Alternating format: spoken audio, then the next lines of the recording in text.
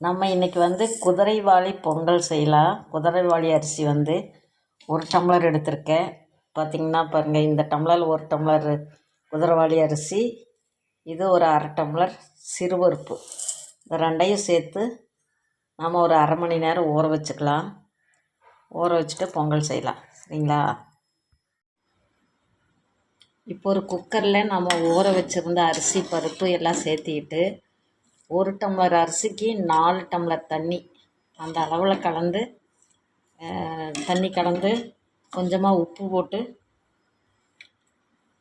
கொஞ்சமாக மஞ்சத்தூள் போட்டு இதை நல்லா கலந்து விட்டுட்டு இதை ஒரு 4 விசில் அல்லது 5 விசில் விட்டு நல்லா குழைய வேக வச்சு எடுத்துக்கோங்க.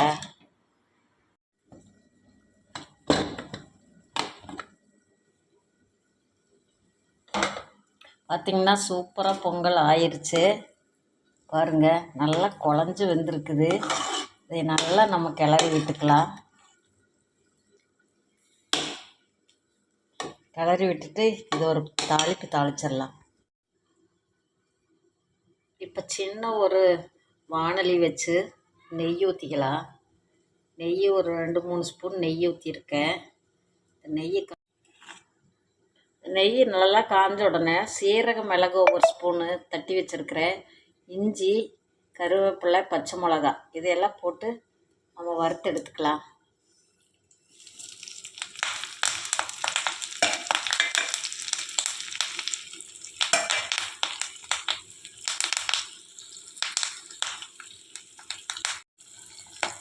இது நல்லா கொஞ்சம் வெந்த உடனே முந்திரி பருப்பு கொஞ்சம் எடுத்து வச்சுருக்கிறேன். இதையும் போட்டு நம்ம அது கூடயே வறுத்து எடுத்துக்கலாம்.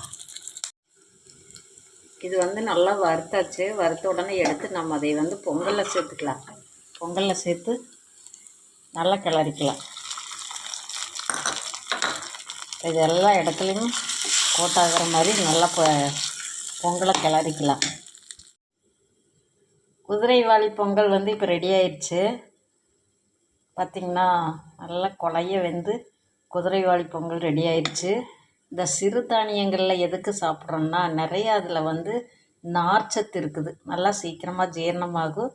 நிறைய சத்துக்களும் அடங்கியிருக்குது. அதனால தான் இந்த சிறுதானியமெல்லாம் இப்படி சின்ன சின்ன ஒரு டிஷ்ஷாக தோசையாகவோ பணியாரம், இந்த மாதிரி ஒரு பொங்கல், இந்த மாதிரி சாம்பார் சாதம், இந்த மாதிரியெல்லாம் சின்ன சின்ன உணவுகளாக செஞ்சு நம்மளும் சாப்பிட்டா ரொம்ப நல்லது.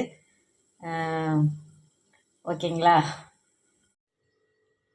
பொங்கல் ரெடி ஆயிடுச்சு. அம்மா சாப்பிட போகிறேன். வாங்க, யாருக்கு பொங்கல் வேணுமோ வாங்க சாப்பிடுவோம்.